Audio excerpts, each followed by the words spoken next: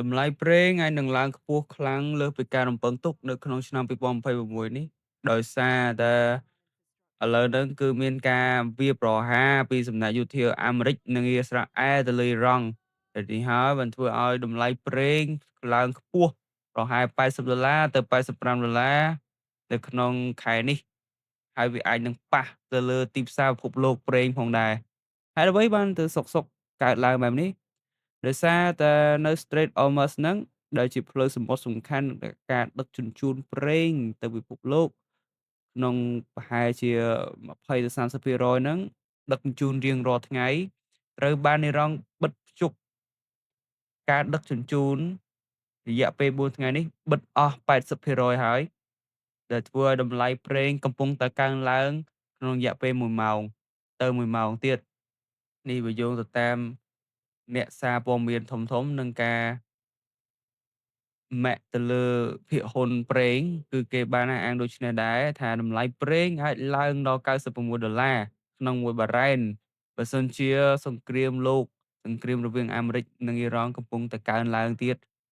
រហូតដល់ខែ4ហ្នឹងនៅតែបន្តកើនទៀតអញ្ចឹងប្រេងអាចនឹងផ្ទុះឡើងដល់$96 Brent crude របស់អង់គ្លេសរាល់ថ្ងៃហ្នឹងគឺបានឡើងដល់85ភាគ$85ហើយ WTI របស់អាមេរិកក៏កើនឡើងដូចគ្នាដែរអញ្ចឹងគេសួរថាចេះថា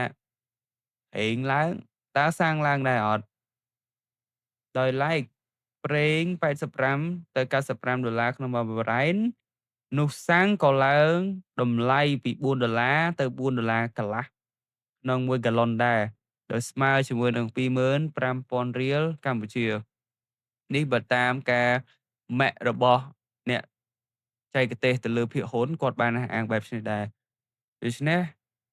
គេសួរទៀតថាតើសាំងមិនបានទៅសាំងឡើងវិញ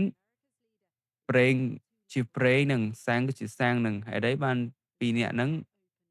ធុហ្នឹងឡើងដំណើរគ្នាអញ្ចឹងដោយសារតែការដឹកជញ្ជូនប្រេងរាល់ថ្ងៃហ្នឹងគឺគេប្រើសាំងអញ្ចឹងនៅពេលដែល